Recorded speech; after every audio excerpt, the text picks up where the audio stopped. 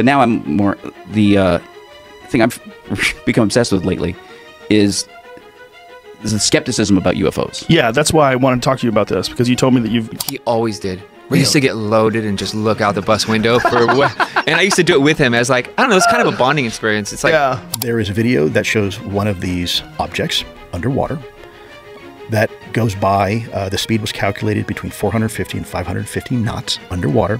I tend to be agnostic to the topic. I have a lot of friends that are extremely interested in a lot of things that are out and about in the in the media and in the literature. There are two creatures in front of it, human, human looking, two eyes, breathing air. They look at him sort of amused, and one of them has something on his belt. He takes out, pointed at him, and that's when he's paralyzed. And so that's why, he eventually came out in that August 2023 congressional hearing under oath saying, yep. There, and I saw this thing hovering over a house. And it was, I took note because like no fly zone. It was like, right. And it looked like a helicopter or something, like because there was a light coming down, but no other lights.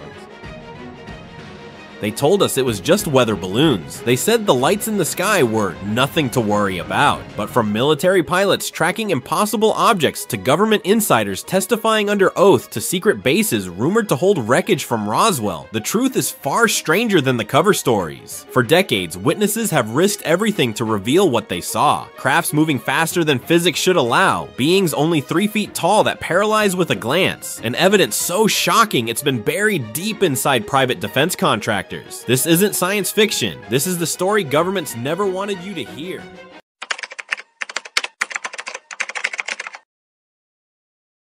But now I'm more the thing I've become obsessed with lately is the skepticism about UFOs. Yeah, that's why I wanted to talk to you about this, because you told me that you've become obsessed with UFOs recently. Yeah. Oh yeah, completely. And it's Believer? like, yeah, totally. Really? Yeah, I totally believe the UFO phenomena is real. I don't know what it is, but it has to be real. Something's happened. Why is that? Because there's just way too much evidence that it is real. What evidence? Radar evidence that the F-16 locked on a UFO, that footage, and also just like I know that friend of ours, I don't know if she wants to say it, but her father was an air traffic controller, and he told her, they said, yeah, every air traffic controller has seen something.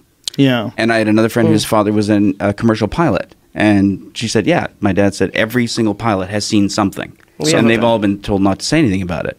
We have a couple of friends that say they were abducted. Yeah. Yeah, the abducted one is a little easier to wrap your head around, because when you're sleeping, your brain is producing all sorts of endogenous psychedelic chemicals. Yeah. Almost all of these experiences happen when you're sleeping. Almost all these experiences when these people are abducted, they're taken from their beds, which is when they're dreaming. Yeah. I mean, it's like there's some real clear, easy steps to follow if you want to follow Occam's razor and not get crazy with it. But it knocks those out, but it doesn't knock out like Barney and Betty Hill and all the people that are abducted while fully conscious and that remember it without hypnotherapy. Like I'm not sure about the abduction phenomenon, but I don't know Barney and Betty Hill. I know the story, but I don't know them. Yeah. So I would have to know them, because there's a lot of people that I've like. I did a show for Sci-Fi called Joe Rogan Questions Everything. Yeah, I watched that show. That cured me. That show cured me of a lot of my nonsense with conspiracies. Well, we used to talk about that stuff all the time. Yeah, all the time.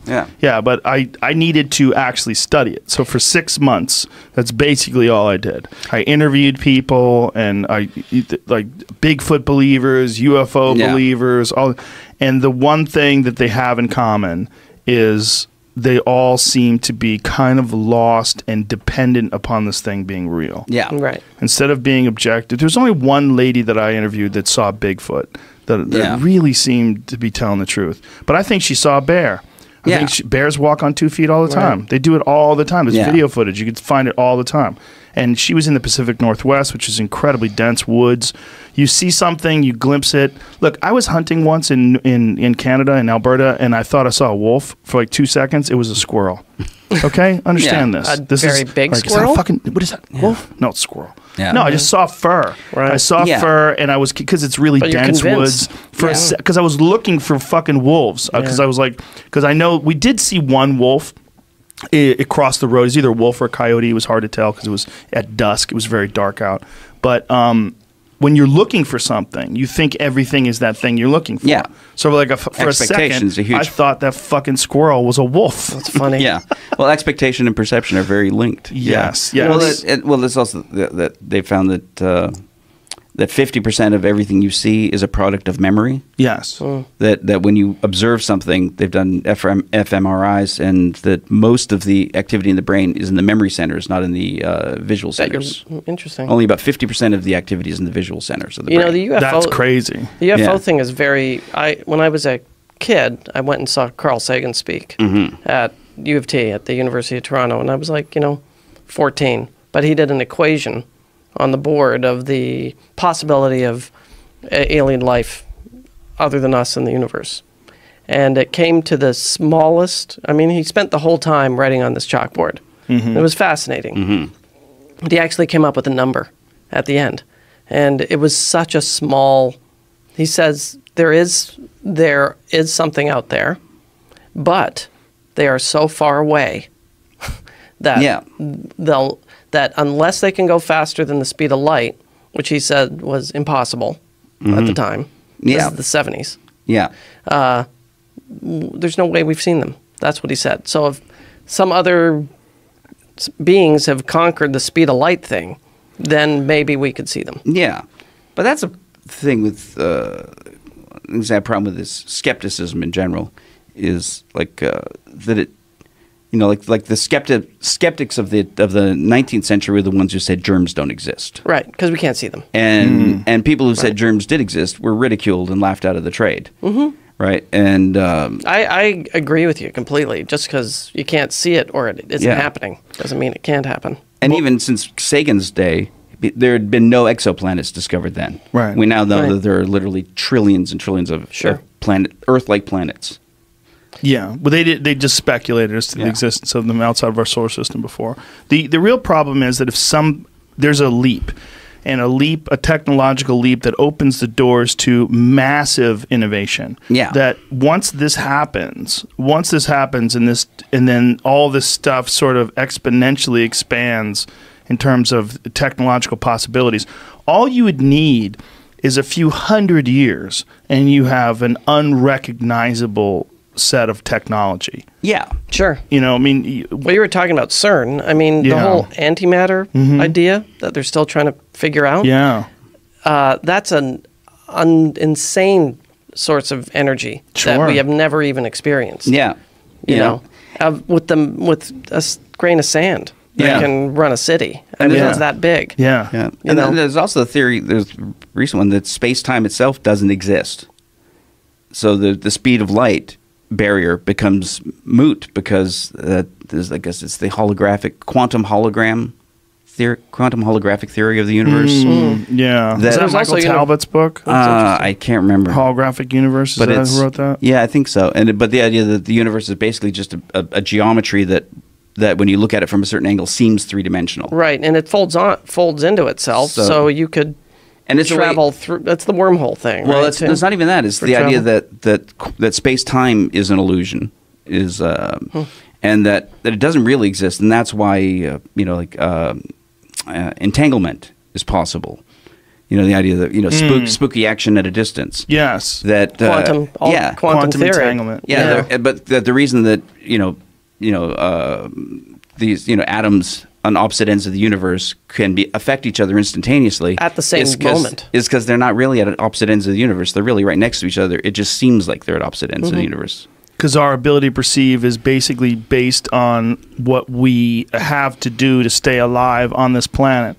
So our meager little chimp brains are trying to quantify all of these things that are around us all the time. So we put them into this sort of three-dimensional box of movement and distance and that the entire universe could be a compact thing that projects itself like a hologram onto a screen. I love these kind of conversations because I'm clearly too stupid to really understand what we're saying. I don't understand. I don't understand anything I just said. And I don't understand you two. So how stupid does that make me? Well, we don't understand each other. So this is perfect. We're all the same. Yeah, but that's why. I think it would be interesting to do a documentary or something about ufology, because one thing is the assumption that they're extraterrestrial is an assumption.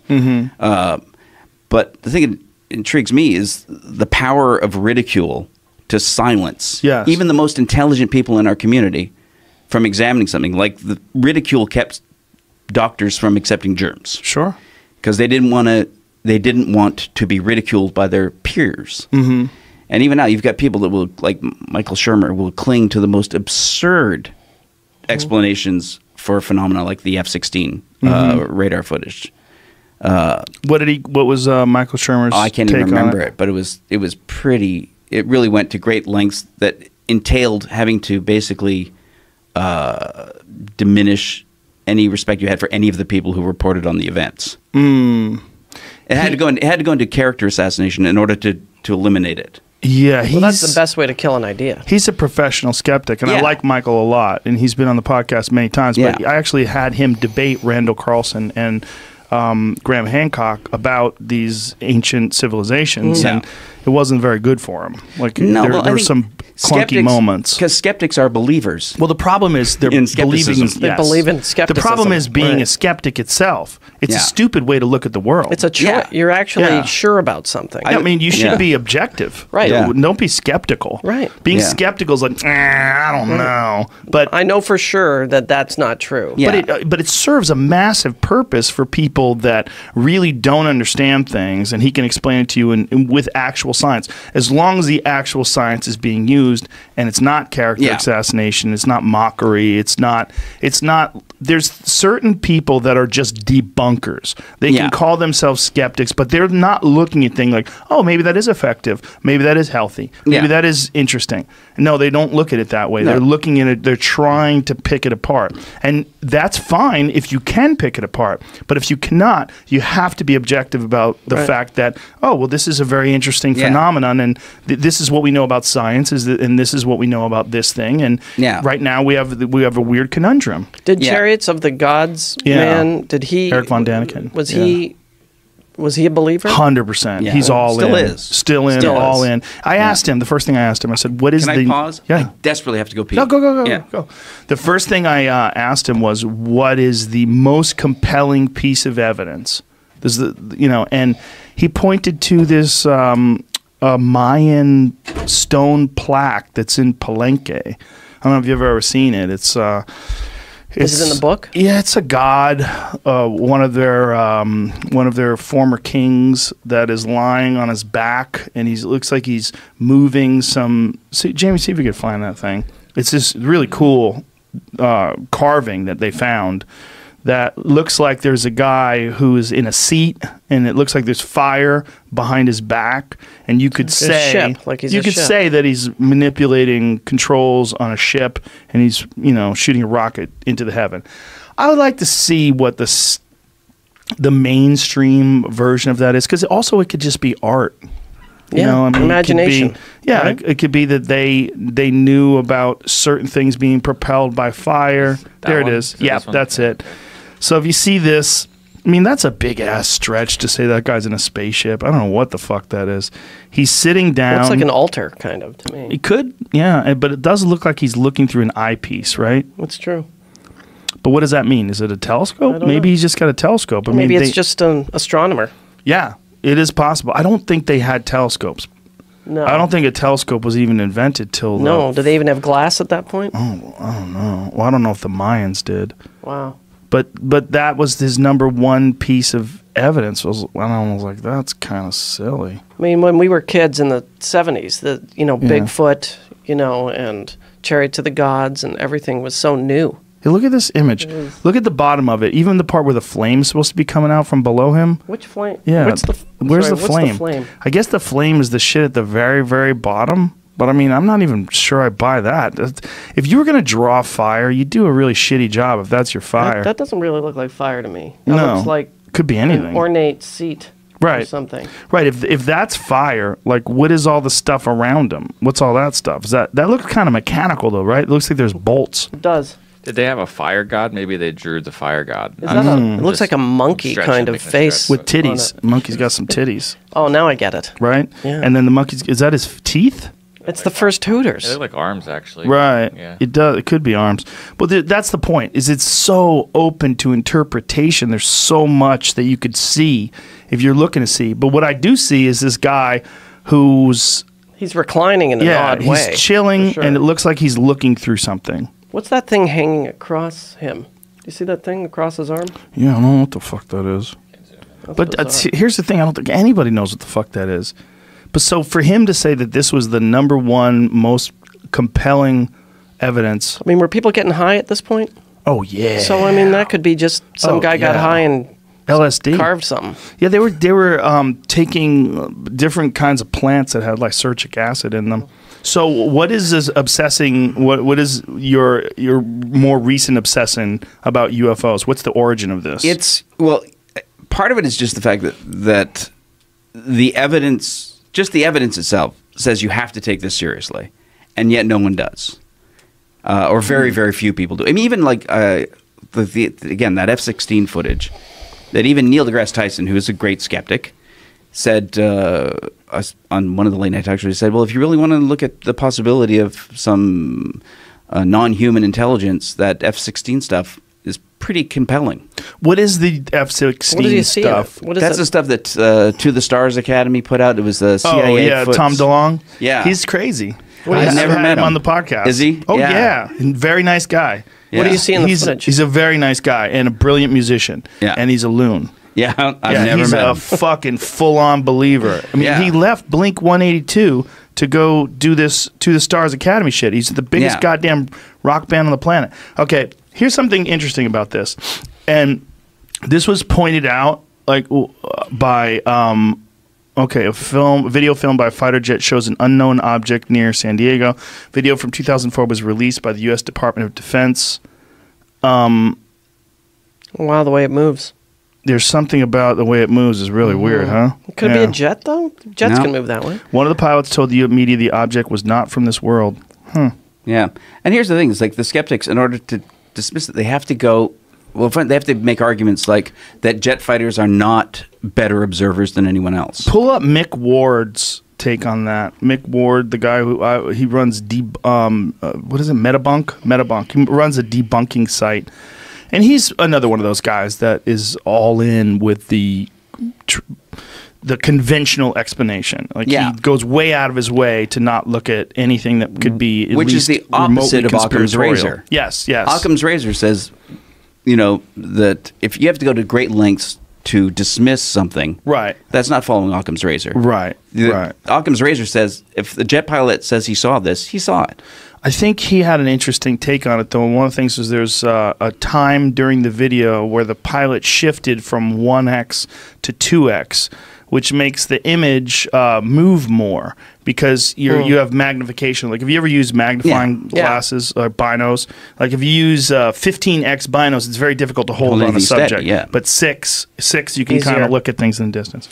Yeah, but that's if you don't have about $3 million worth of stabilization equipment on your jet locked onto this object, right? Which is why that stays in lock. He had an explanation though that was kind of interesting. And when it breaks free of the lock, how does it take off? Unbelievable. Does it just take off or something like that? It just at one point the object just breaks free of the lock, and that's almost impossible.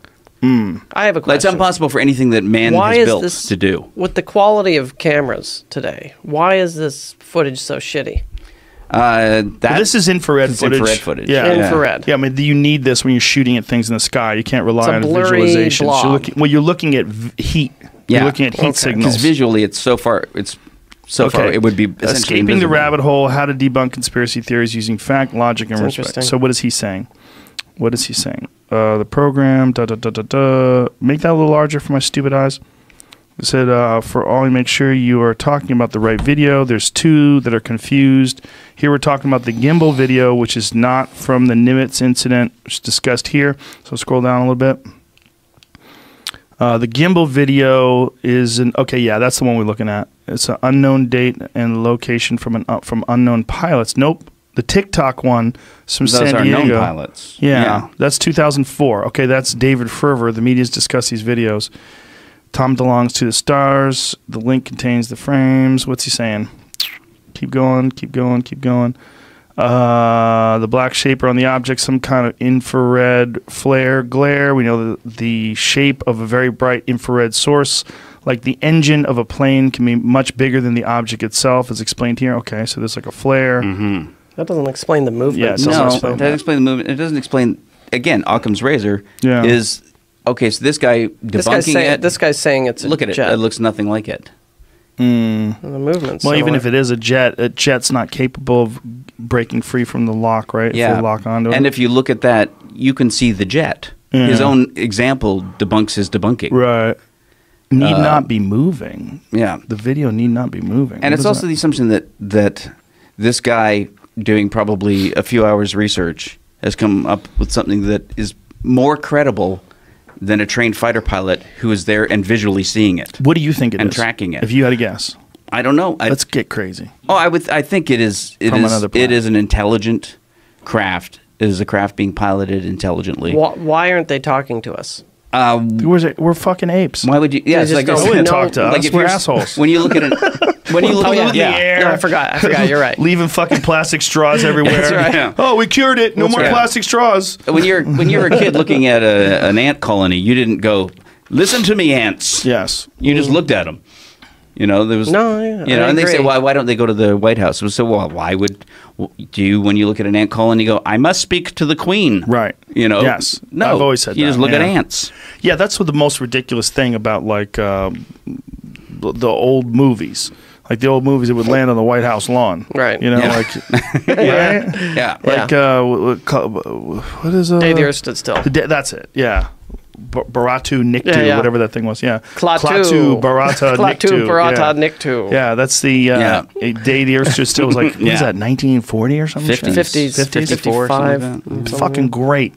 Great movie. I watched it really recently. Because it's a Remember Christ when they- parable. I love remember Christ they- parables. A little bit, right? Christ stories are great. He was a Christ parable. Yeah, well, his name was right. John Carpenter. Oh, that's Oh, right. was that? JC. That's right. Christ was a carpenter. What do they That's do? Don't they right. shoot that object out of his hand the first second he pulls it out? Do you remember he has that thing that's going to Yes. cure cancer? Yeah, they shoot him. They shoot him. And they they shoot it out of his hand immediately. Yeah. And then at the end of the movie, he is killed and resurrected. That's right. Right. Yeah, they He's, shoot he's him and he comes he's back taken to by life. the robot. Takes Yeah. him to Yeah, the robot. So- Yeah, Love what that a goofy robot. Yeah. very tall. Yeah, but Yeah. and like he looked like you would want a robot to look in 1950. Yeah. Yeah. All metal and shit, smooth. Yeah. Chrome.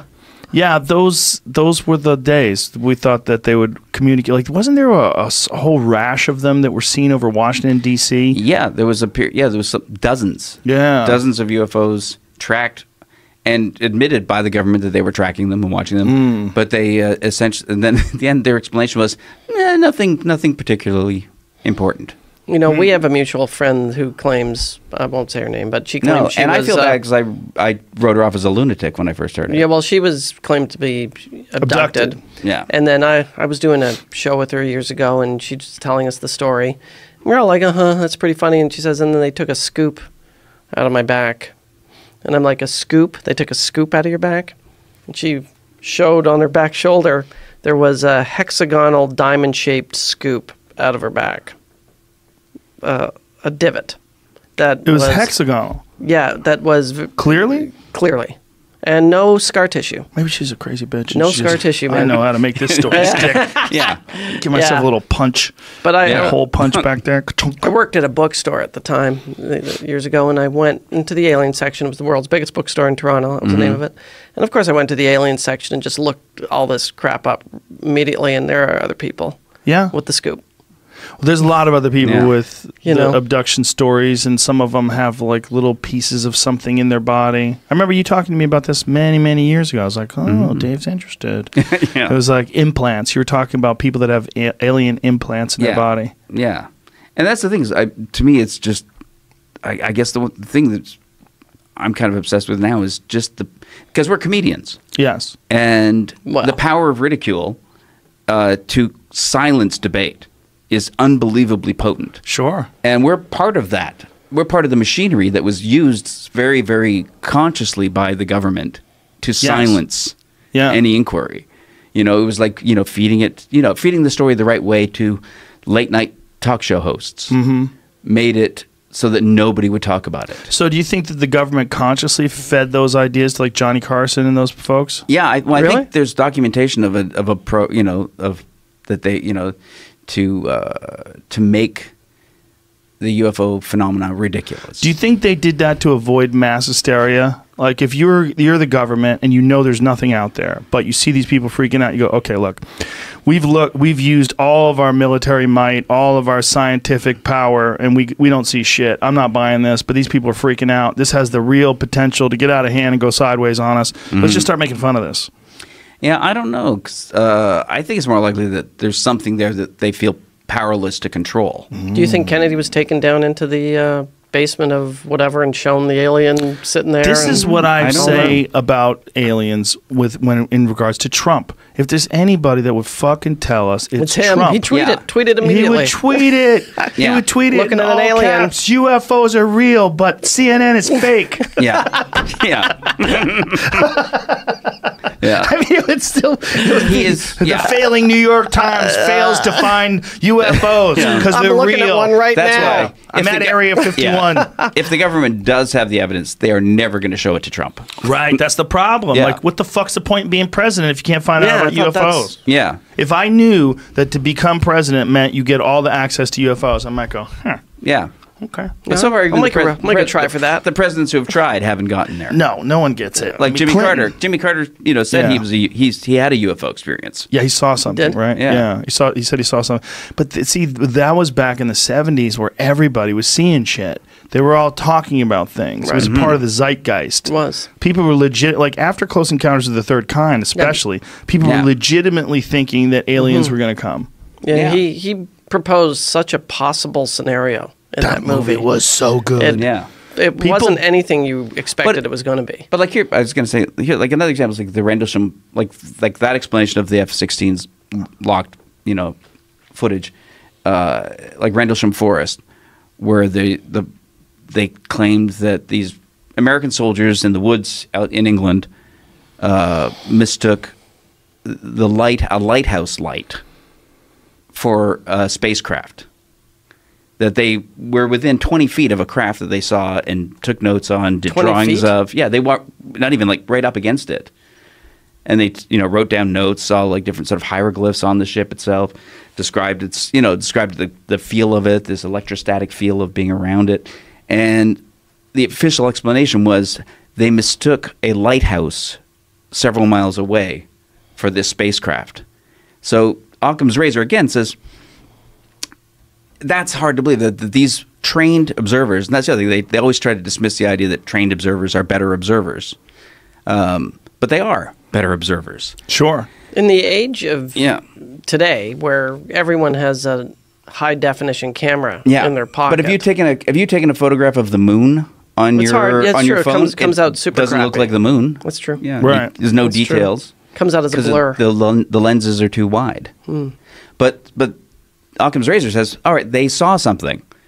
But they, because what is the likelihood that trained observers who have been on this base for years on this night would mistake a lighthouse that they've seen every night for the entire time they've been on this base for a UFO? I mean, what is the likelihood that explanation is correct? I'm not aware of that story.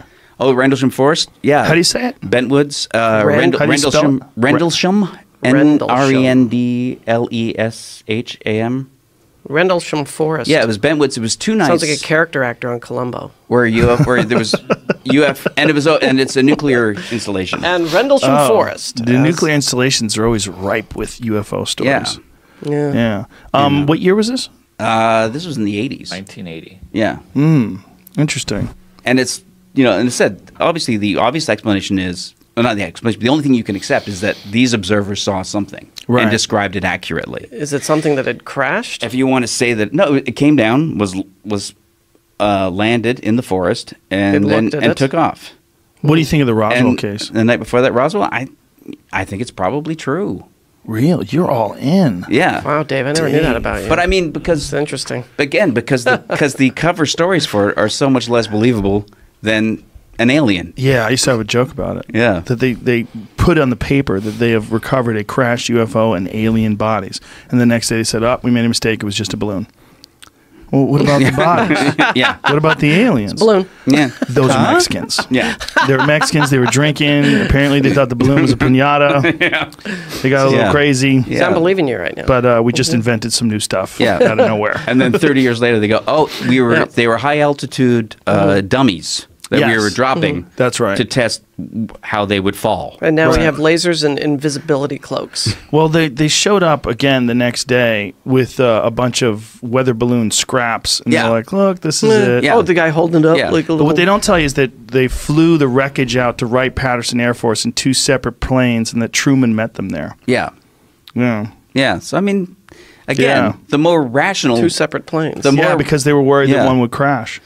The weather balloon thing is not as I love rational it. I love as it. something weird happened. Listen, I want it to be Me an too. alien so Yeah. bad that Oh, me I too. question myself. So that's my problem. I want it with to all be, that but stuff. But I won't like. I'll be skeptical about stuff that just seems crazy, or people that believe sort of ascribe some sort of metaphysical explanation for all this. My thing is just, well, if the preponderance of the evidence says something happened, Right. but doesn't tell you what happened, Right. then you still have to believe something happened. Not knowing what happened isn't evidence that it didn't happen. And yet you're still a flat earther. Yeah. Well, have you looked outside?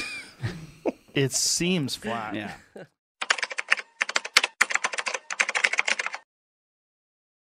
So I have to ask you, does Tom talk about UFOs all the time?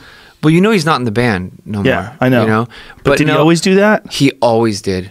We used to get loaded and just look out the bus window for what. And I used to do it with him as like, I don't know, it's kind of a bonding experience. It's like if you wanted to show me bow and arrows, whatever, and we're on tour together, of course, I'd sit there and like, check it out. So with Tom, that was his thing. Like, fucking, let's get high and look for UFOs. So we would, we just sit there and like stare out the bus window, look at UFOs. Or like, he would even go as far as when we were on tour, like, let's go and fucking look for Bigfoot. Whatever it was, and he would assemble a crew and they would go do it. Oh my God. He never got me on one of those trips because that was just too fairy tale for me. But but I would, I'd do that. And he was always, it's really not something he just got into from the day I fucking met him. He was obsessed with UFOs and aliens and was always very passionate about it, to the point where like I didn't know enough to have any kind of, I guess, like opinion on it. I was just very open and just took it all in. Yeah. But nothing has changed. He's still, the other day I talked to him, he's like, I'm on the way to the fucking White House, bro. And I don't ask any questions. I'd be like, as you should be, whatever. Like, let's fucking go. As you should be. Yeah. What a great response. Yeah. Good luck with that. Yep. Wow. That's crazy. Yeah, he was a trip, man. Having a conversation with him was very strange. Because part of me was like, is this guy putting me on? Like, what is happening He's here? dead ass. Dead He's ass. fucking dead ass. Seemed serious. like it. And we would look at these videos that were so clearly horseshit. And he would be like, amazing, right? And I'd be like, what? Like, you think that that's an actual UFO? Like, that is the fakest fucking video I've ever seen in my life. Yeah. But he didn't see that at all. Yeah. In his mind, he was seeing a real alien spaceship.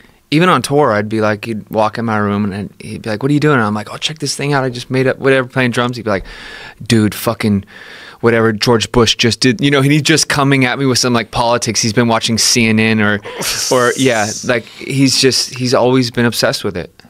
So he's obsessed with all sorts of like hidden things, like not just UFOs, but Bigfoot too, and conspiracy theories, politics, yeah, everything. Very, very passionate about all those things.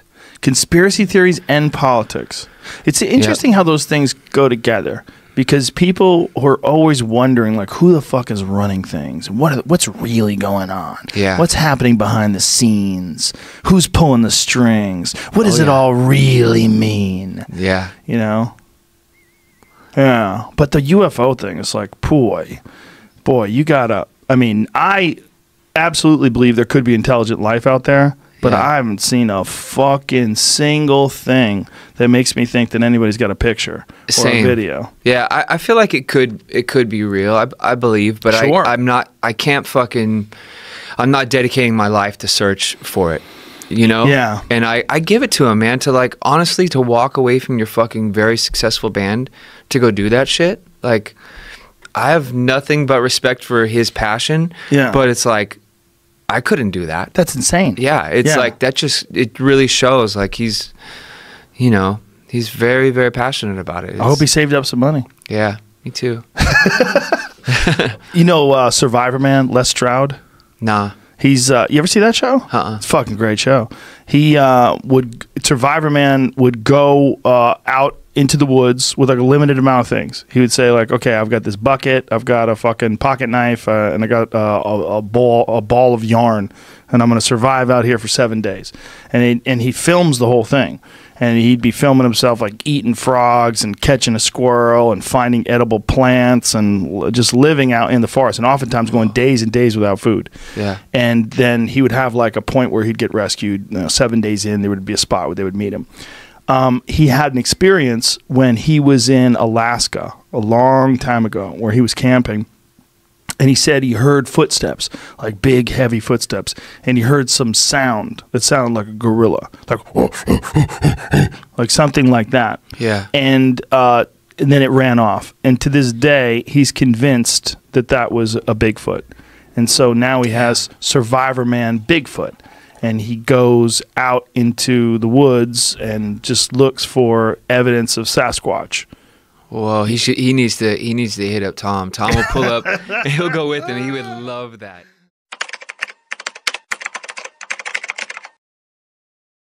What's the most compelling modern thing that you've seen? Oh my God, I can't talk about it, unfortunately. This is my frustration, Joe, because I know what I've seen. I know what my colleagues have seen, right? And to this day, there's video that's coming in on a regular and routine basis that is very, very compelling.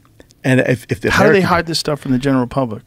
Well, we have classified systems. We hide a lot of things. But how is it getting filmed? Is any of it getting filmed by the general public, or is all this military stuff? So let me backtrack a little bit. There's a general public that is filming stuff, but from a Department of Defense perspective, our focus now. Arrow is a different story, but when I was in the government, we had to be very, very careful of something we called intelligence oversight. Back in the 60s and 70s, the U.S. intelligence apparatus, particularly in the Department of Defense, was kind of naughty. They were doing things they shouldn't do. They were spying on students, and they were spying on American citizens. You and don't they were doing say. things. Yeah, crazy. Right. Say it isn't so. So Congress passed some laws and said, okay, you can no longer do this kind of stuff on American citizens, right? You can't conduct intelligence operations on American citizens. You can't do it. It's illegal, right? Okay. So you have Executive Order 12333 and all these other rules and laws and DOD 5240.1 that all come out and say no mas. So Department of Defense is supposed to focus on military. That's it. You don't bring in U.S. persons' information and ingest them into a Department of Defense database, especially a Department of Defense intelligence database. That's a super no-no. That's called U.S. persons information, and it's pretty much verboten. So our focus was looking specifically at military-sourced information. I was not focusing at all on what the private citizens were seeing, because at the end of the day, we couldn't use it. You can't do anything with the data. And it seems like you got plenty of compelling footage from the military. Overwhelming.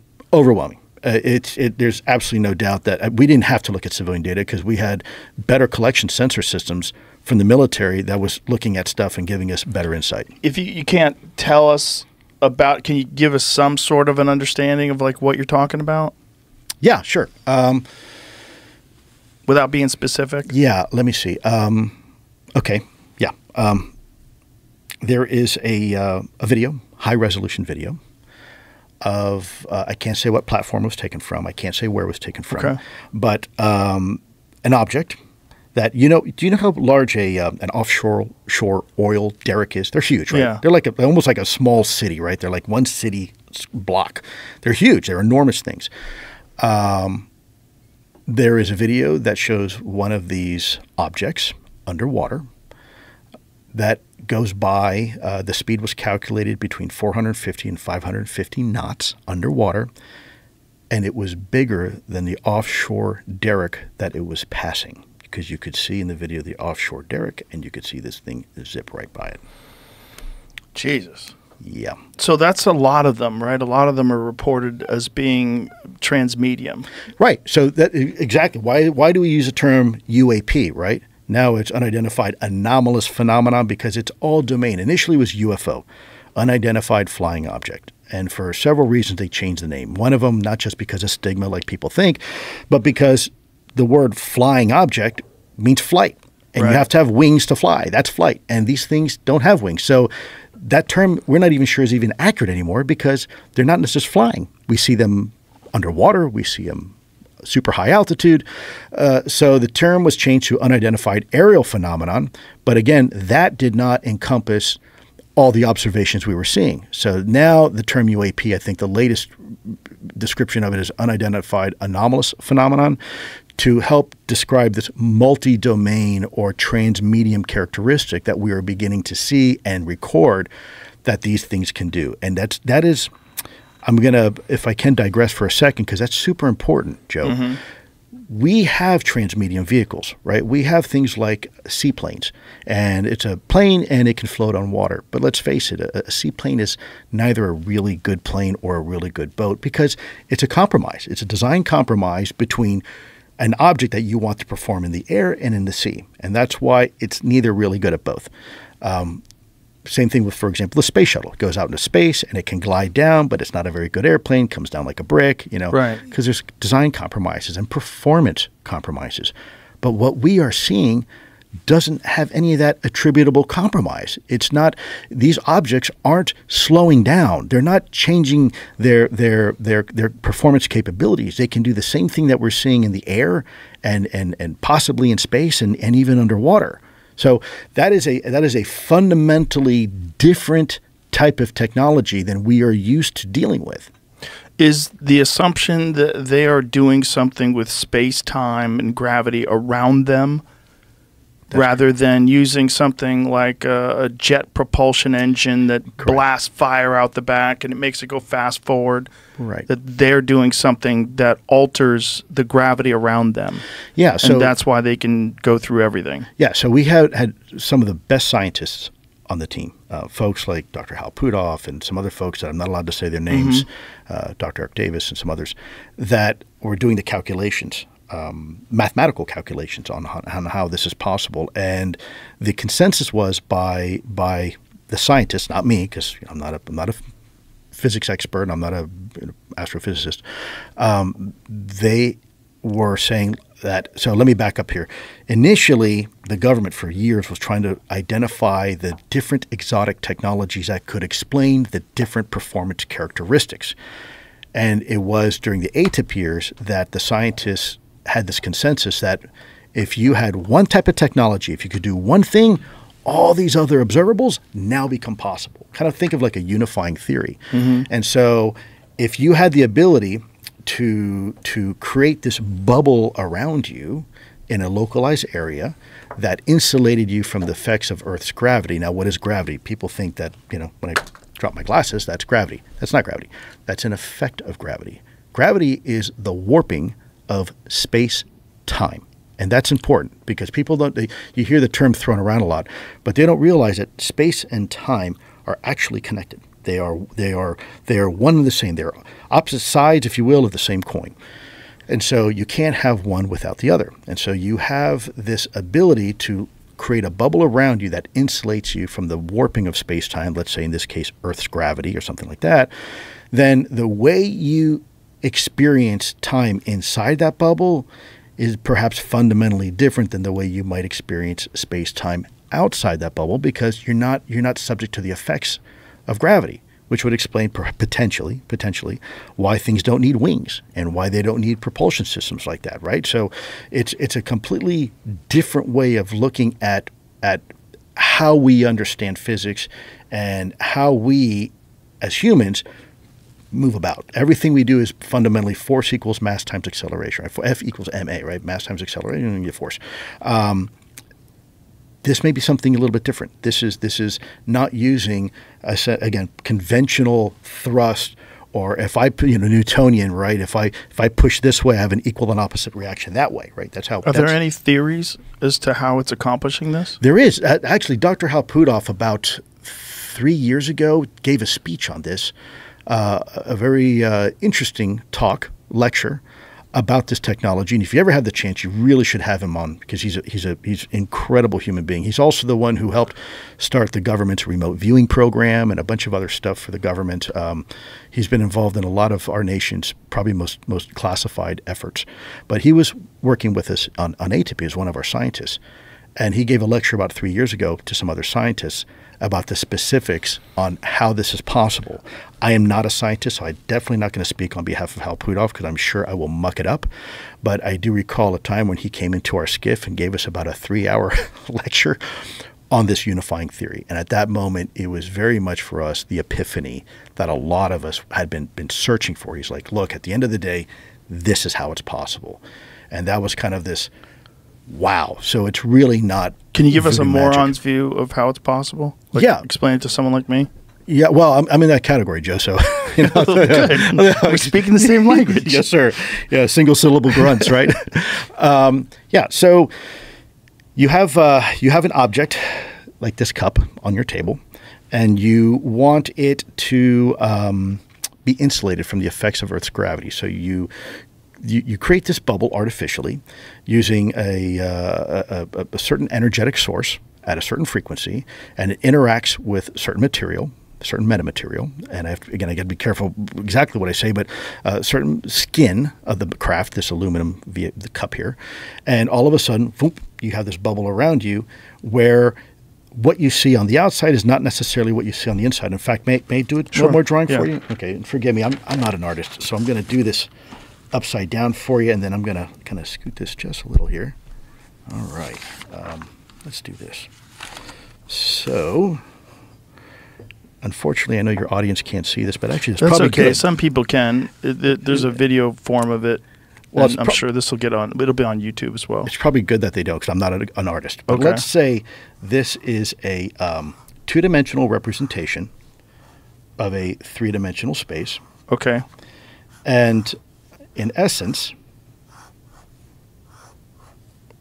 so what you've done is essentially you created a three-dimensional looking grid stacked. It looked like stacked boxes on top of each other. Yeah, right. And so you have this. You have location A and location B, and let's say I go from Los Angeles to Baltimore. Okay. And it takes me 5 hours to fly at 500 miles an hour. That's a function of distance over time. And in essence, you can mark that linearly like this. So I fly, takes me 5 hours, there I am. Okay. If you had the ability to compress space-time, and not a lot, just a little bit, and you were able to allow these points to be a little closer together, now in essence, what took you, let's say, 5 hours and 500 miles an hour to do it, you can do it in 1 hour, and you can do it in much less time. But to the observer outside, because we're still in the same universe, we would see something like that. We would see this incredible hopscotching ability to, if you will, take a shortcut through space-time. And so what would appear to be instantaneous acceleration, hypersonic velocity, and other things, now becomes a reality. And so that is fundamentally what these scientists had discovered. And so it seems like science fiction, but when you understand the mathematics and some of the theorem that they've proposed, a lot of these other observables become possible. So these are essentially just theoretical explanations of how these things are moving. Yeah, and I'm not a scientist. I want to be very careful. I don't want to misrepresent anything. There's a whole lot of other stuff that, if you can do that, all of a sudden now makes sense and may describe the observations that people are seeing and why they're kind of hard to see and they seem obscure. Right. And so I think from a governmental perspective, that it was kind of a revelatory moment for the folks in our program. So they realized one of the reasons why these things are weird looking is because they're creating. You want a light? Do you mind? I'm sorry. Yeah, take this. Thank you. So the back thing, the other side. Push that down. There you go. Bam. Thank you very much. No problem. So how much of this is theoretical and how much of this is observed from recovered vehicles? I am not allowed to talk about what the government may or may not have in its possession, other than that so I went through a very lengthy Pentagon review process. Recently, I wrote, I won't talk about it here, but I wrote something, and I had to go through Pentagon to have a review process, and it took almost a year.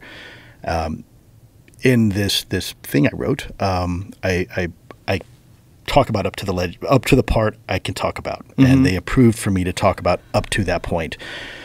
When it comes to what the government may or may not have in its possession, all I can simply say is that there is very compelling evidence to suggest that the U.S. government is in absolute possession of exotic material that is not made by humans. Now, beyond that, I can't really expound upon. I haven't been given permission to talk about it. But what I can say is what I've already said for the record, which has been approved by the Pentagon. I won't get in trouble by saying it. Is that we are there's very compelling data to suggest that we are in possession of. Why is the Pentagon teasing us? Why do they tell you? Why are they allowing you to say we are in possession of something that was not made by human beings, but not allowed to elaborate, not allowed to show these very compelling videos that you're talking about that you've seen? I don't. Well, two reasons. I don't think they have a choice. I think with now the introduction of cell phones and Ring cameras, the cat's out of the bag. It's the worst kept secret at this point. Two, there is a faction, unlike before in the Cold War, I believe there is a faction of people inside the government that do want this conversation to occur. But equally, there's still a faction of people that are very mad with me.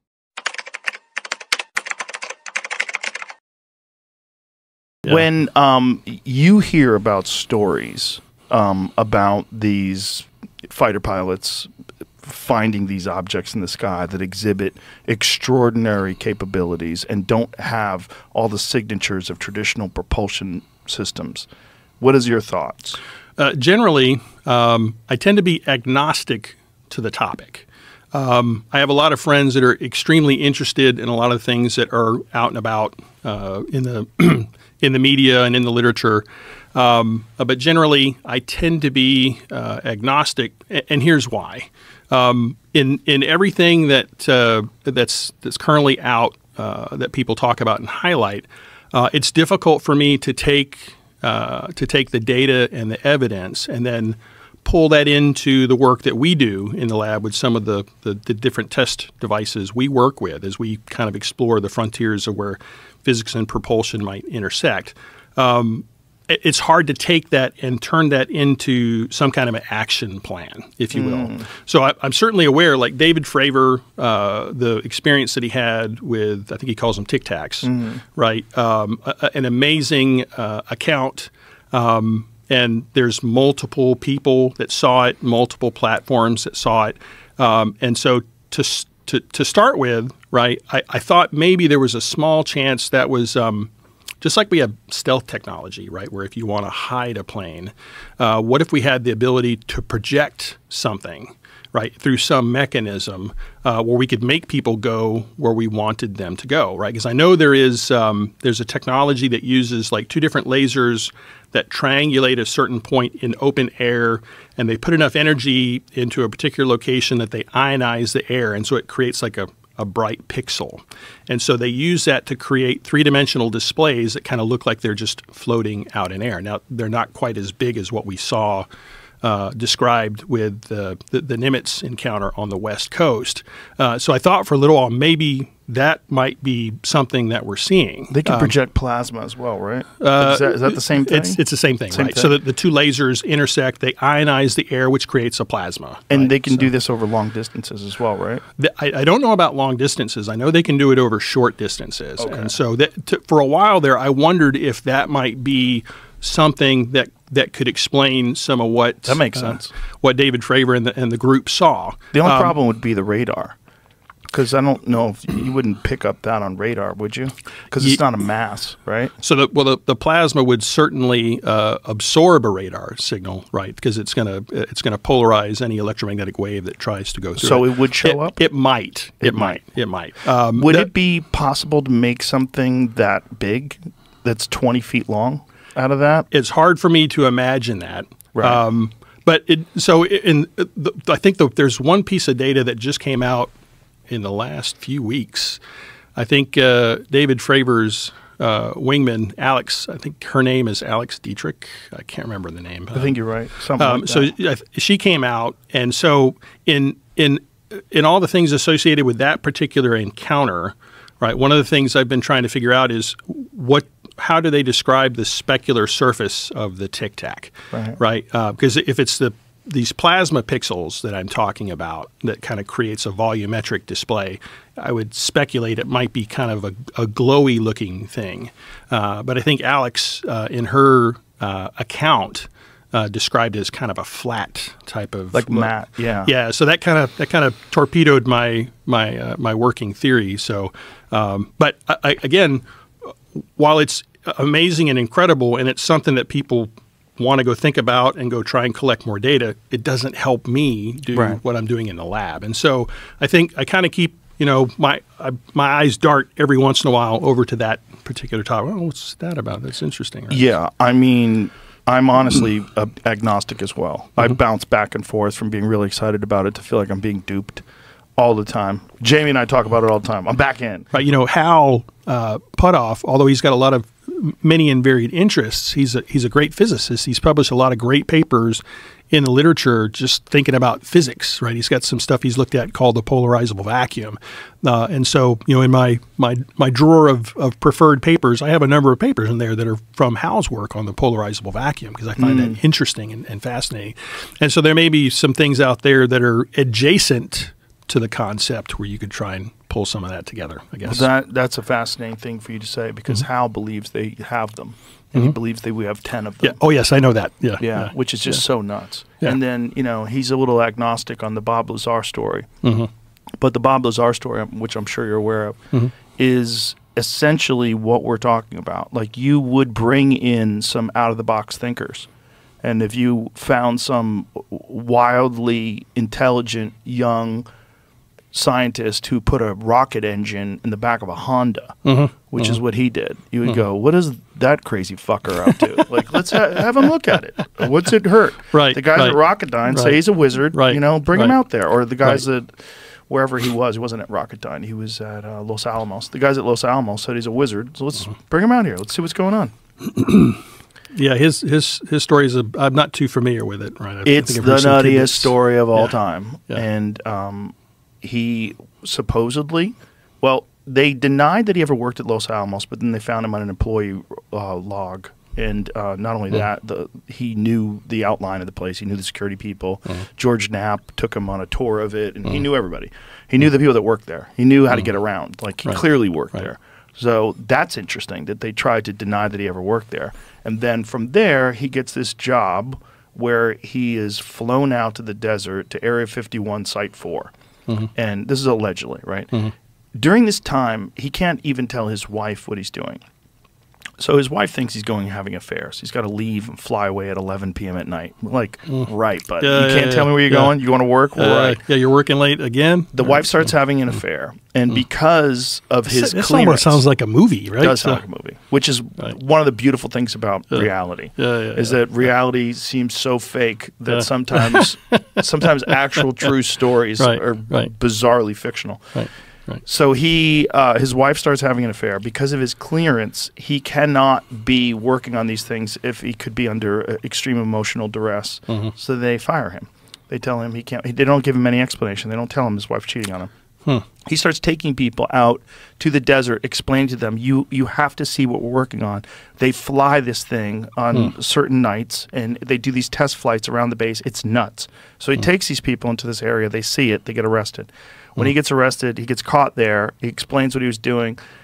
He says, okay, I've got to go public or they're going to kill me. So he goes public with George Knapp. Initially, they hide his face, and then he says, you know what, fuck that. Let's just film me. Let me tell you everything. He goes over the diagram of this device, and he calls it the sport model, and it looks like that. That thing that we have right there. It's almost like a hubcap, right? But exactly. Gotcha. That's a copy of it. Okay. In the middle of that thing is some sort of a generator that he said works on this unknown element, this element 115. Oh, some of this is coming back to me. I think I've seen some stuff over the years. Yes. Yeah, some of it's coming back to me now. And essentially the way he describes it traveling, and again, this is in the 1980s, the way he describes it traveling is exactly the way you describe that sort of warp drive, changing space and time around it. And that you would point that thing where you wanted to go, and it would just... Yeah. That it all sounds very surreal, right? Yeah. There's another story. Again, as I said, I have a number of friends that are keenly interested in this, and so I've been exposed to some of the different things. And that to me, the Tic Tac account is interesting because it's got a lot of rigorous data, if you will, that helps you go, well, I can't explain that, I can't explain that, I can't explain that. There is another accounting that I just put in the category, my brain doesn't even know what to make of it, and it's the concept of Rendlesham Forest. I don't know if that rings a bell. There's something over in the UK where there's a base over there, and some airmen came across some very weird... I can't even begin to describe... I'm not sure if I know this one. It's pretty bizarre. I don't know it well enough to unpack it today, other than to say it's so bizarre that when you listen to the accounts that were recorded, right, it doesn't make any sense. It's like, you know, if you think about if you watch an octopus in an aquarium, right, and the octopus is doing something, you can sometimes understand what their motivation is. There's like a cross-species ability to, it's like communication but without words, right? You know, that octopus wants to go eat that little crab or whatever the case may be. And so our chemical computers, even though they're different, we can look at their behavior and we can go, all right, I think I understand what that octopus might be wanting to do today, or a shark or a dog or a porpoise. But when you hear what happened in that Rendlesham Forest thing, it breaks all of my guessing machine, and it's like, what is the story? A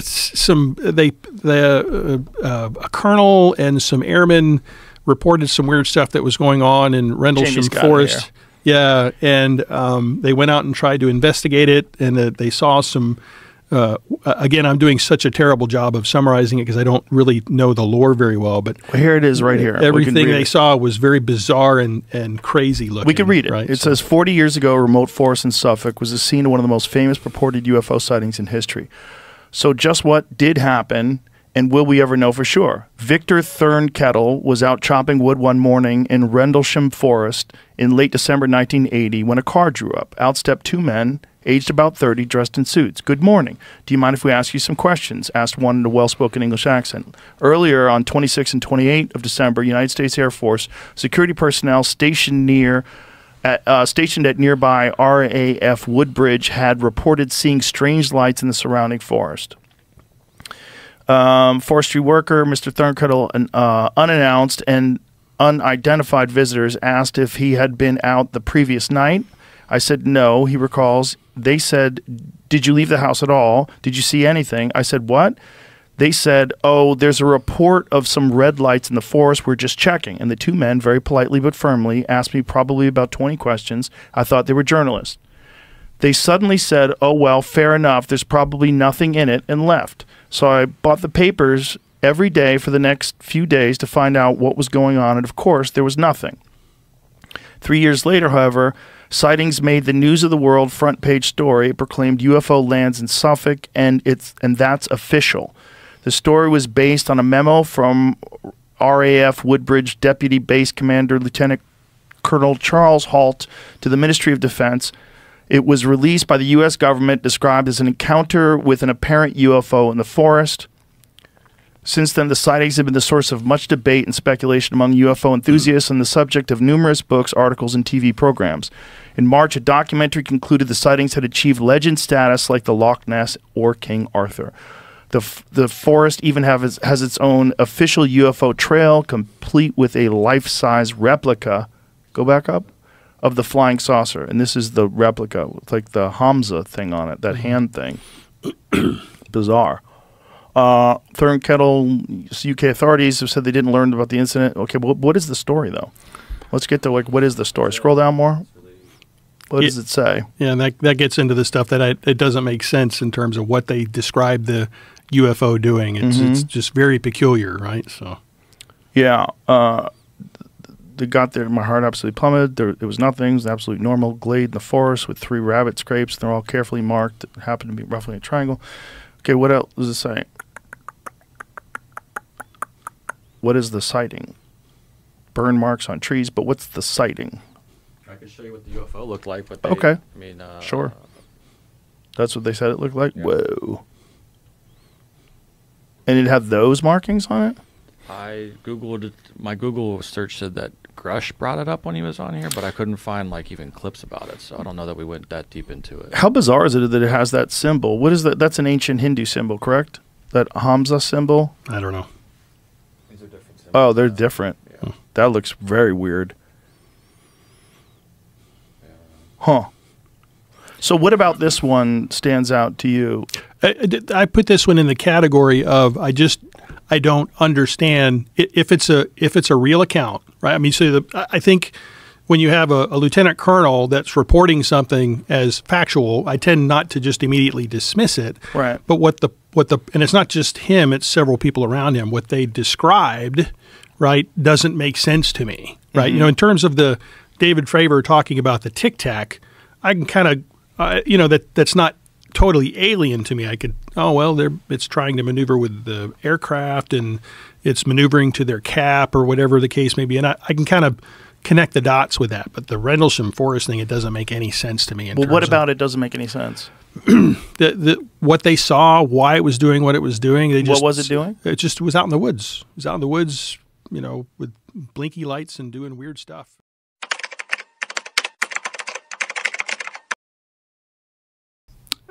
There was no, to my knowledge, there hasn't been any correlation of that. And the creatures that are described in Socorro, in New Mexico, and in Valensole in France, so those are 3 cases that I've been very involved in from the beginning, from day one,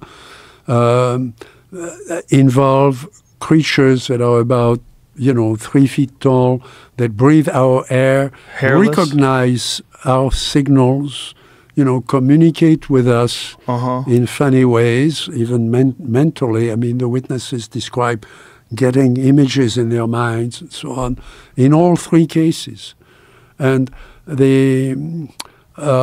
what's interesting is, people can argue about Trinity all they want, like they argue about Roswell, but the case in Socorro and the case in France, in Valensole, were investigated by governments, not by the local UFO group, although the local UFO group did a good job in all those cases. But they were, in Socorro, it was first the local police. The local policemen saw the craft and the beings and described what happened. He was terrified, but, when the thing took off, he thought it was something to do with some new gadget or some work in the desert. It's an area that's still in the same state today. I've gone back there with Dr. Hynek's son, with Paul Hynek a few months ago. I've gone several times there.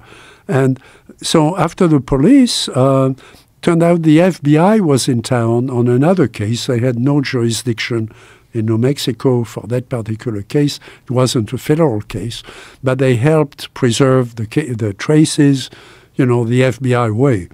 And the local police was happy to have them there.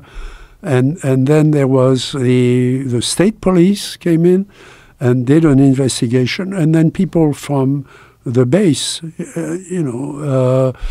came in with experts in explosives, experts in recovery of weapons and rockets and so on, because they thought it might be something that had come from, from the Trinity Range that was out of its way and had crashed near Socorro, in which case they might have responsibility, including financial responsibility if something was destroyed or whatever. So this was very serious. I have the whole file.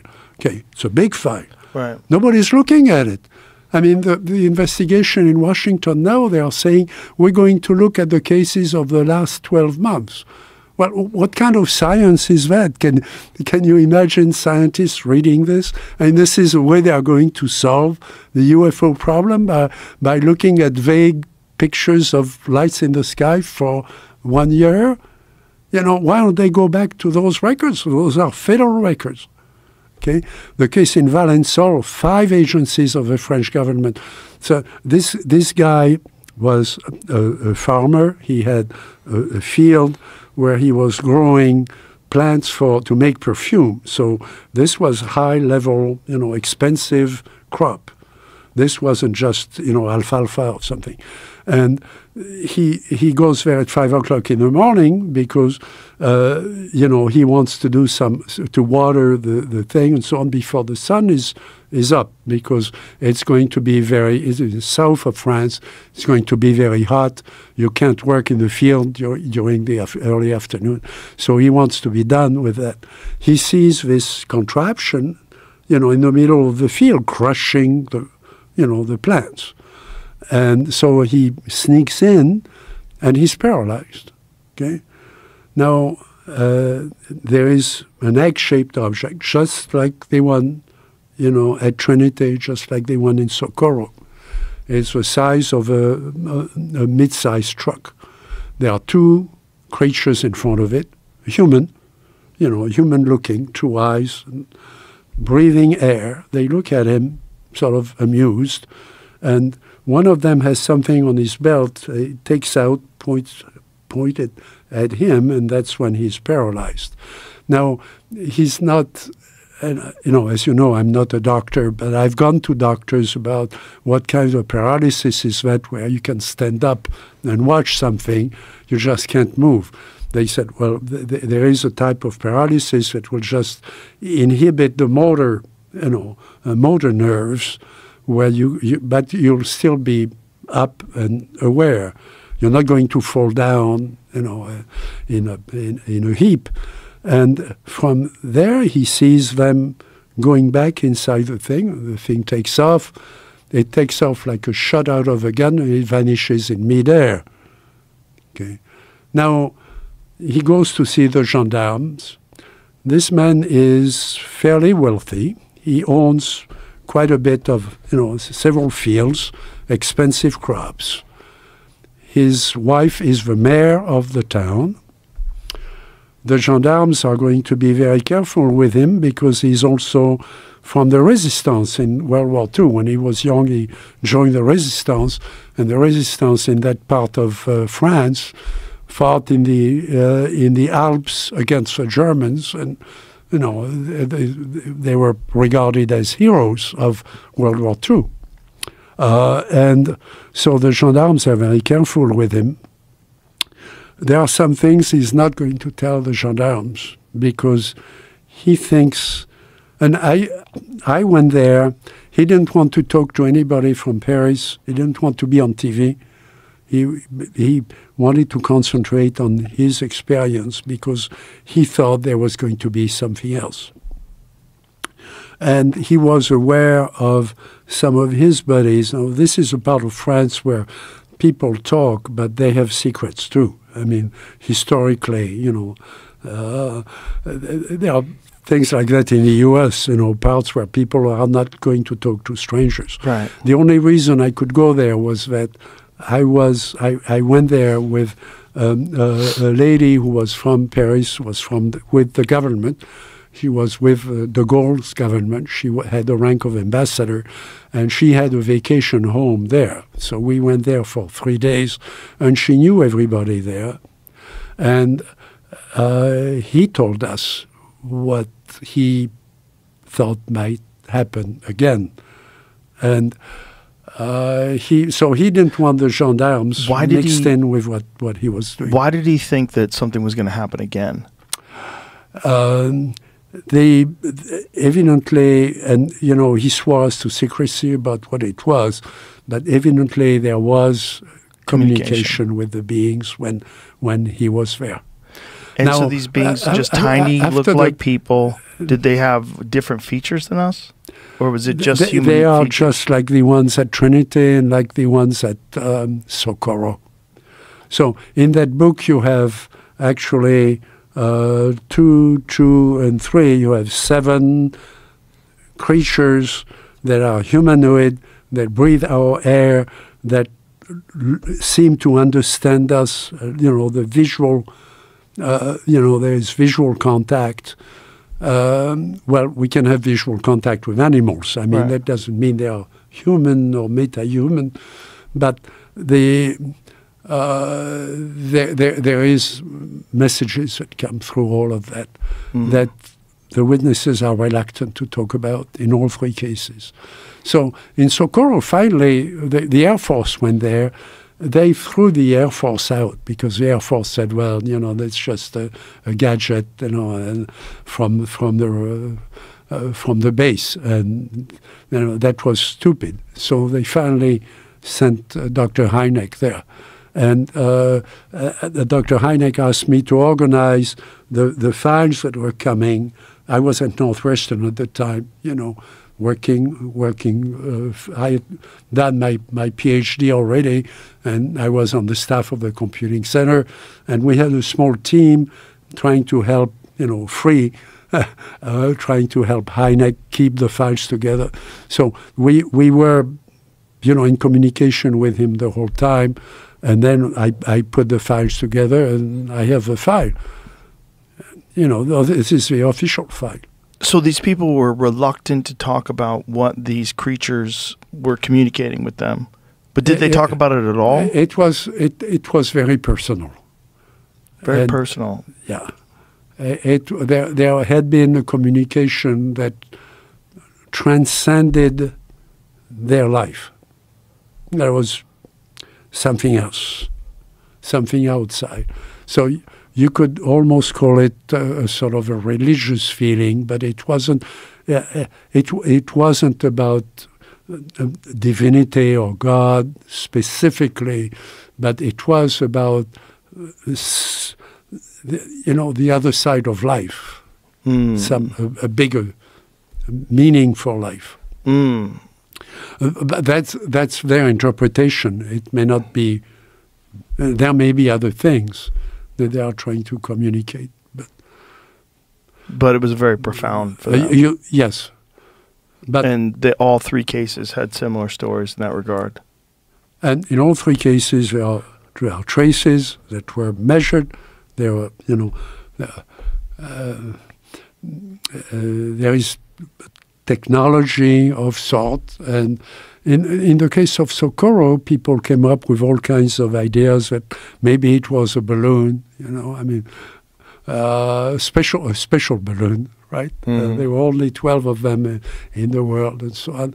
Well, in the book, people haven't noticed it, but in the book, I was able to solve that problem because I found a transcript of a conversation with a man who was head of a motor pool at the on the Army range at White Sands, and he had given his team some instructions on how to make sure that the motor pool was working really well, because White Sands is so big. When people went home, they could get lost, at White Sands, and then how are you going to find them? I mean, there are tracks, but there is no paved road at the time. How are you going to, find them? So you can launch a helicopter the next day looking for, a lost car somewhere with a family in it. But so he made rules that they had to call periodically to report where they were when they went home, 50 miles away across the desert. So they could find them if there was something wrong with the car. He's driving home with his family. This is after the Socorro thing is done. They are all interrogating Lonnie Zamora, the cop who was driving that thing. And he sees a light over the mountains in the southwest towards Mexico. But it's still, it's still in New Mexico, but it's in that direction. A light that's not a star, it's really bright. And the light gets brighter and brighter, and his car dies. Now, he's head of a motor pool, okay, for the base. Everybody reports to him, and they have all the, army cars and the trucks and everything else, the half-tracks. So he looks at that thing. He tries to call his team. The radio doesn't work. The radio should work. The radio doesn't work. And the thing gets very bright, and then it recedes. It goes away the way it apparently came in. We don't know if it came in or if it just got bright. Okay, the car starts. He goes home, and then the next day he goes to his shop. He gets his staff together. He says, "You guys are going to take this car apart. I want to see every screw and every piece of it and every lever and everything and the seats and so on. I want to see all of that on the floor. And you're going to test it, and you're going to tell me what's changed or, if anything, how that car stopped in the middle of the desert." And they couldn't find anything. And that report was an official report, okay, that was never published. And it nails the whole thing, that this was not a balloon. This was not an hallucination. The patrolman wasn't drunk like they accused him of, or making up a story and so on.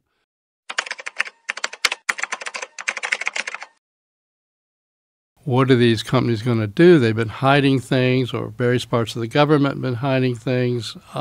Misappropriating funds, lying to Congress. So you can see why it's such a big problem at this point. Well, that was that disclosure documentary that I saw you in as well, that appeared at South by Southwest, which was excellent. What is it called? It's called The Age of Disclosure. Amazing documentary. It's an amazing documentary. Really hope that gets released somewhere big, like Netflix or something like that, so people can see it. I think Dan Farah, who's the director and producer of that, by the way, a very well-known producer. He collaborated with Steven Spielberg on Ready Player One, which is the big hit, and so on. And the approach he used, which is really very clever, he contacted people like me, people like Lou Elizondo, on and on and on, and said, many of you don't want to come out really and reveal too much, podcast by podcast by podcast. So tell you what, my goal, he says, I'm going to approach 38 of the maximum insiders. And by maximum insiders, I mean it includes people like, Senator Rubio, of course now Secretary of State, Clapper, who's, and I'm going to get all of you to collaborate on saying what your involvement was, to the degree you can, and, not say something and end up going to jail.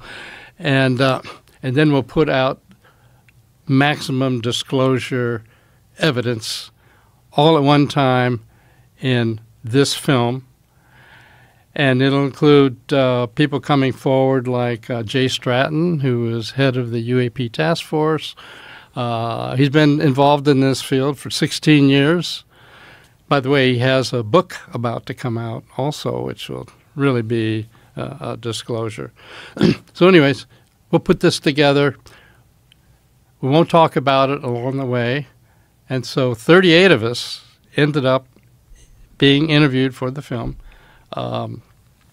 Telling whatever role we felt we could tell. So, in fact, when that film comes out, that's going to be disclosure on steroids, I think. That's going to be the maximum. And, well, you saw the film, so you know it's pretty revealing. It's very well done. Yeah, very well done. So, for your own personal journey into this stuff, you're initially introduced to it because they're talking about disclosure. You rate the pros and cons. And then when do you get introduced to it again? Well, it was when Robert Bigelow got the contract that Harry Reid and the other senators asked. And how much time has passed? Well, that was in 2008. So a couple. And so that went up through 2012.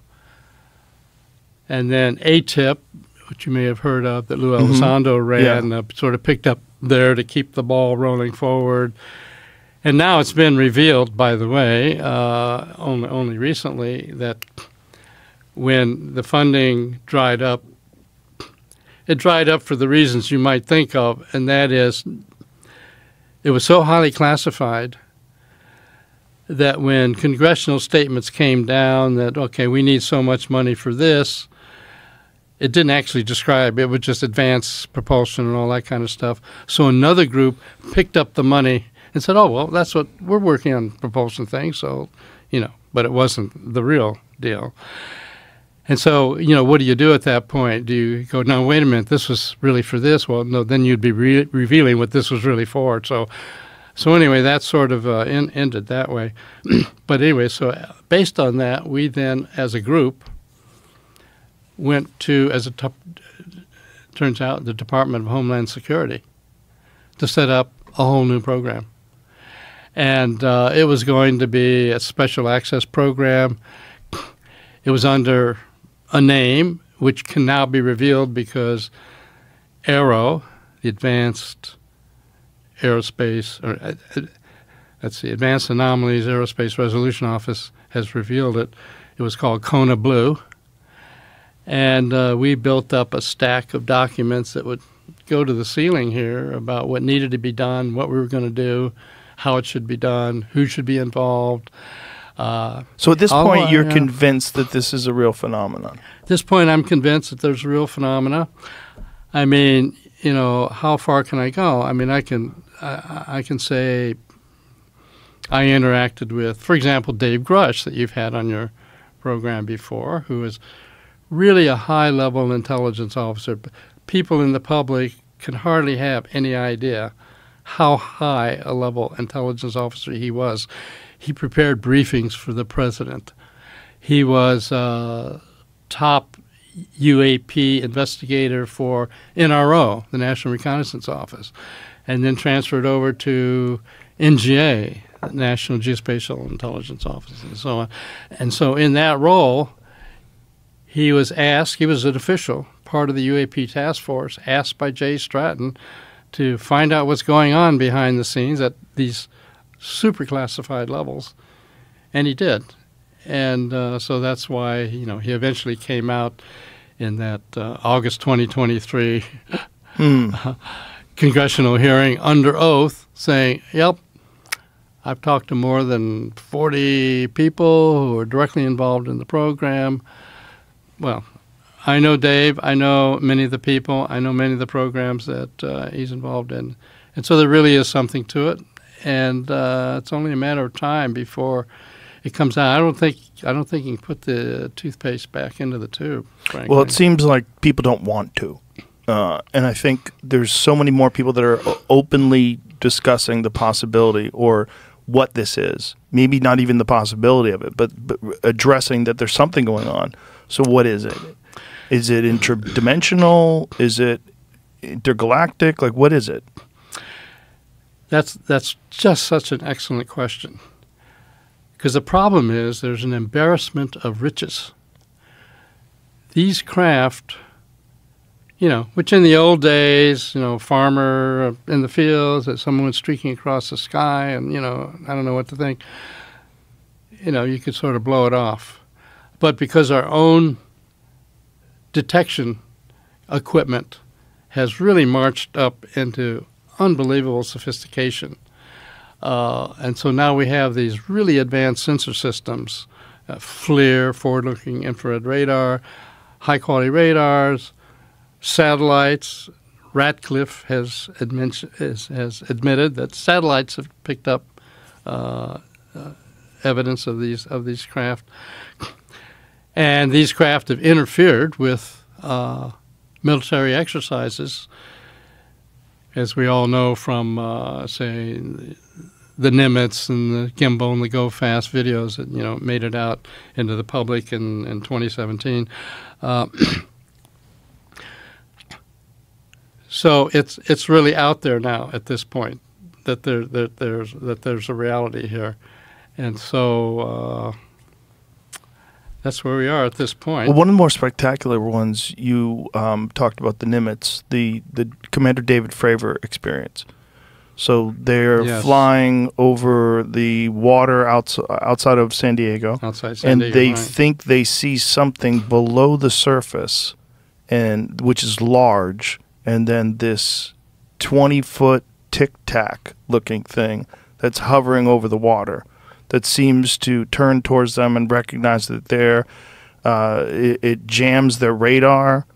It does something to block their ability to detect it. They have it on screen. They have video of this thing. There's eyewitnesses of this thing. They track it on radar going from above 50,000 feet down to sea level in a second. They don't know what it is. It takes off at an insane rate of speed. It goes to the cat point where they were supposed to meet up. So they have all this data about this thing that behaves in a way that's impossible with our current understanding of propulsion systems. Right. And, of course, in the program, we interviewed the pilots about their experiences and so on. And so you can't blame a pilot. He says, look, this thing was at 80,000 feet or whatever when he first detected it.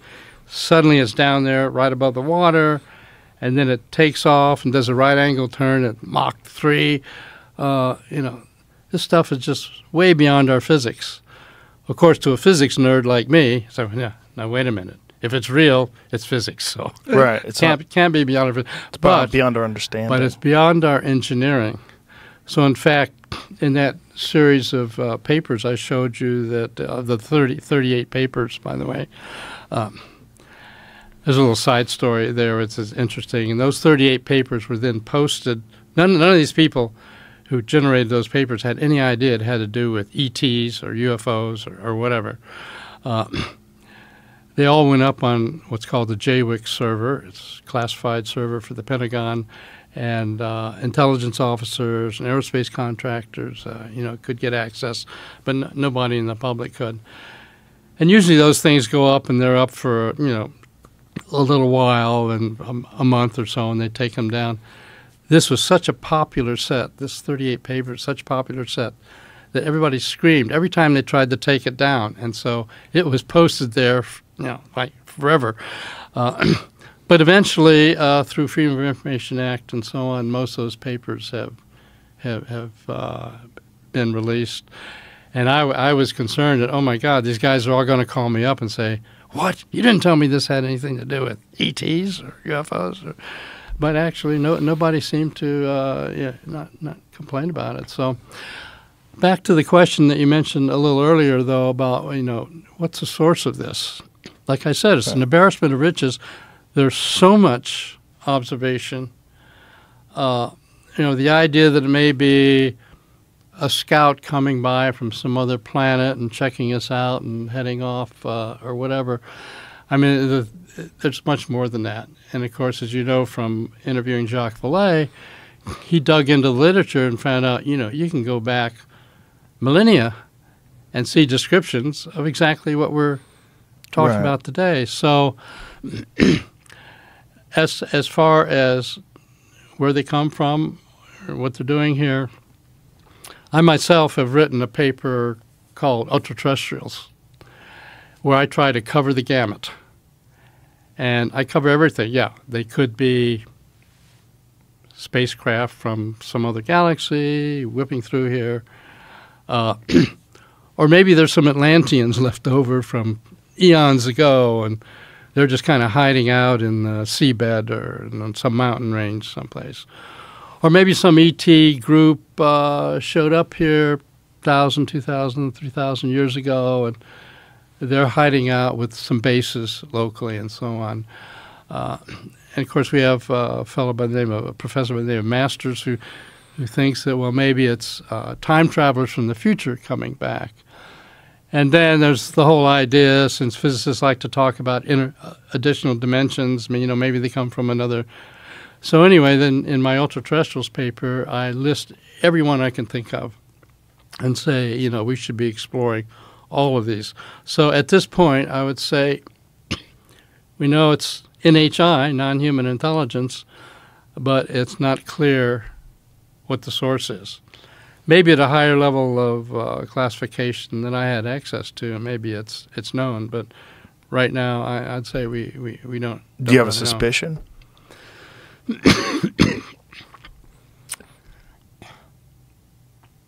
I guess my suspicion that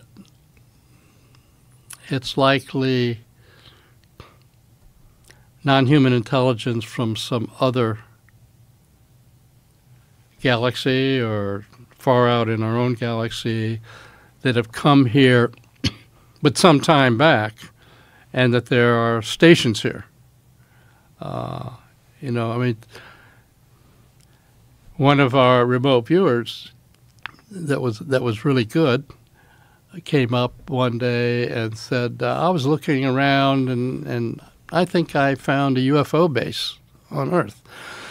This is during the remote viewing era, and you know, oh my God, I've got to report this to my CIA contract monitor. And do I want to tell him that? And so I did, and one of the places he came up with some, but one of the places he came up with was Mount Zeal in Australia. And so my CIA contract monitor says, well, I know the station keeper, CIA station keeper out in Australia. I think I'll call him, and I won't tell him why I'm asking, but I'll ask him about Mount Zeal area. So he gave him a call, and he said, I'd like to ask you about that Mount Zeal area. He says, oh, you mean where the UFOs are always flying around? Whoa. So I thought, oh, gee, you know.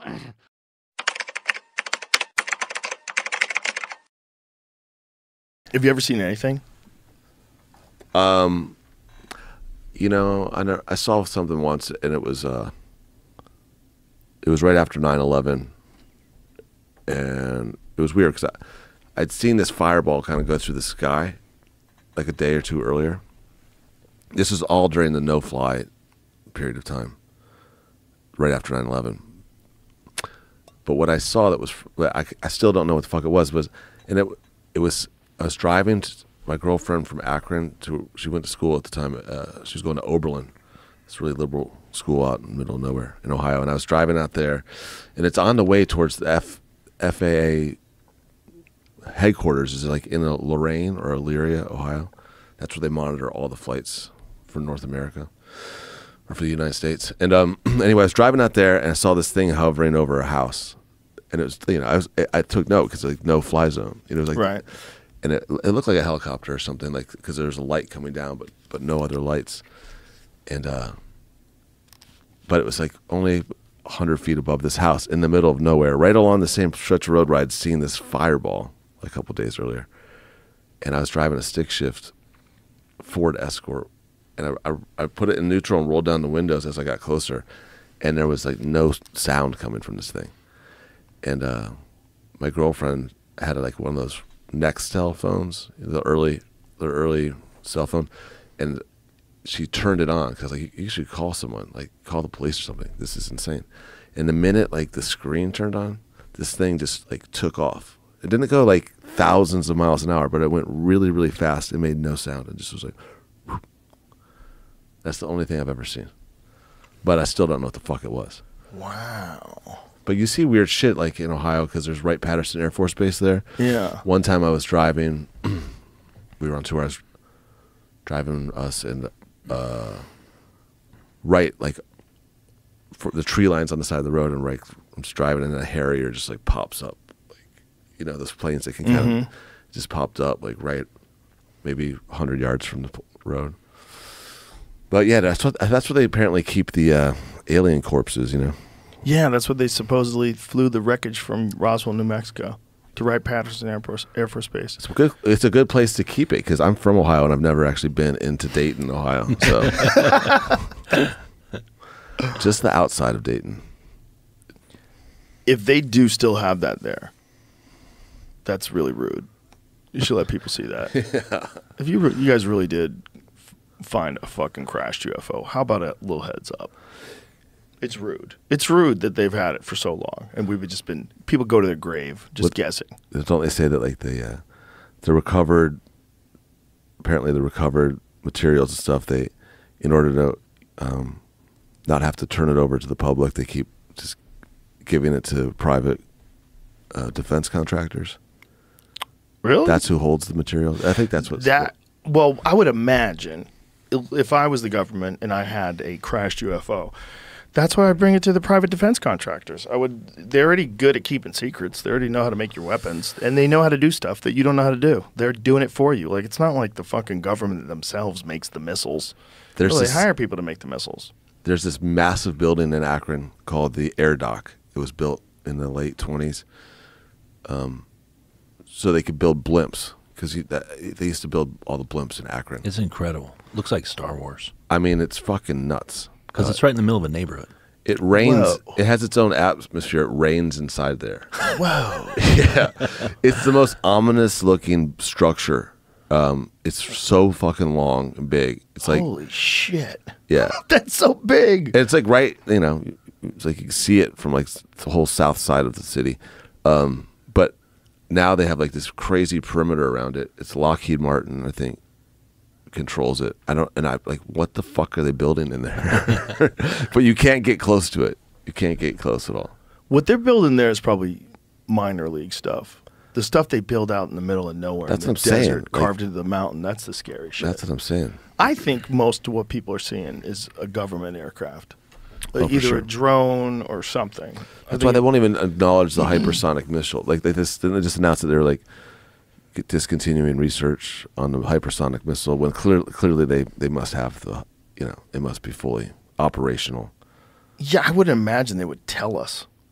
Like, they don't have to. Yeah, that's one of the most incredible things about the way the government works, is that the amount of money that they get. That was the argument for the reason why this hasn't been disclosed. Like, the government doesn't want to come out and say, well, it was the money allocation. Like, you had to have lied to Congress about where the money was going. Well, someone was saying, like, it's like the opposite of brinkmanship. Like, there's weapons that exist that if other countries knew they existed, would just be such a fucking threat that it would cause a war. Just the idea that someone had something like that no other country had, that you could wield that kind of weapon. So there's like these weapons that get invented that have to remain top secret because it would just upend the whole fucking power structure.